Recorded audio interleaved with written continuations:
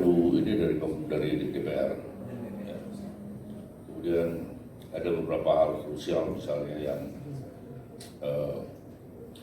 perlu kita dengan penuh kesungguhan untuk mengkritisinya, seperti misalnya hak pakai. Itu setelah saya perhatikan itu nyaris lolos.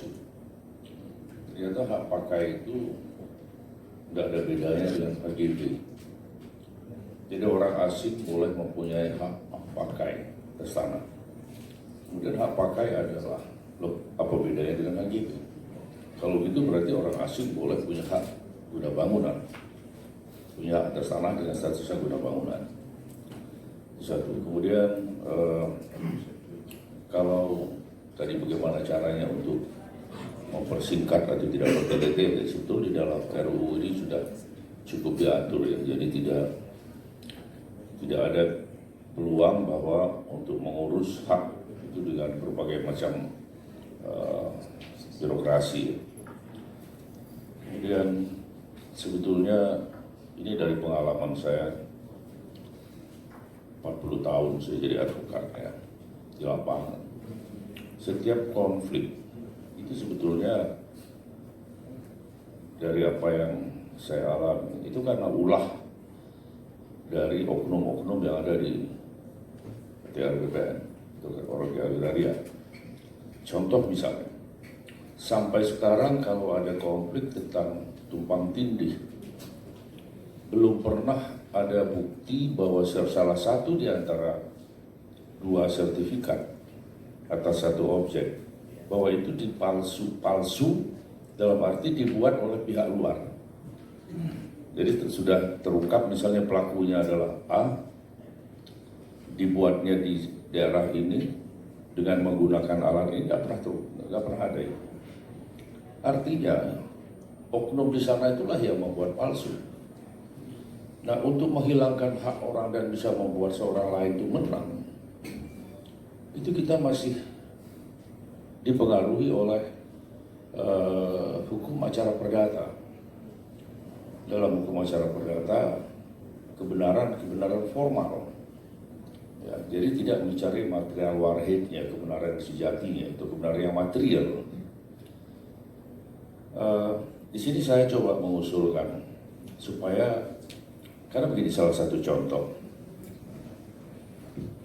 ini objek tanah. Saya punya hak, punya sertifikat hak milik. Pak Purwadi juga punya hak milik juga atas objek yang sama. Saya terbit lebih dulu, tapi tidak terdaftar. Tidak didaftar. Yang mendaftar ya mereka juga. Beberapa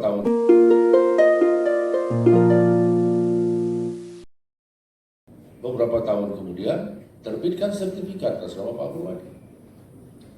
Tapi didaftar. Secara formal dia yang menang. Dia diakui karena punya saya tidak terdaftar. Kecuali kalau punya saya ini saya buat sendiri atau ada sindikat pembuat bentuk sertifikat, ada stempel palsu, itu stempelnya asli juga. Salah satu contoh, Kepala Kantor Pertanahan Kabupaten Lampung Barat, perempuan, saya lupa namanya, sudah divonis 3 tahun, memalsukan 100 sertifikat. Itu kan gila. Kebetulan yang dipalsukan itu, objek tanahnya itu milik keluarga saya.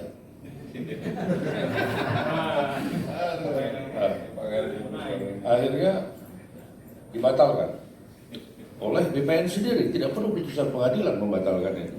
Punya apa aja batalnya? Kenapa? Yang dibatalkan punya apa aja? Bukan. Yang semuanya? Ya semuanya 100 itu tadi, palsu semua itu. Keluarga saya memang belum punya sertifikat, tapi riwayat segala macam kita lengkap. Oke. Saya bicara dengan Kementerian Latihan BPN.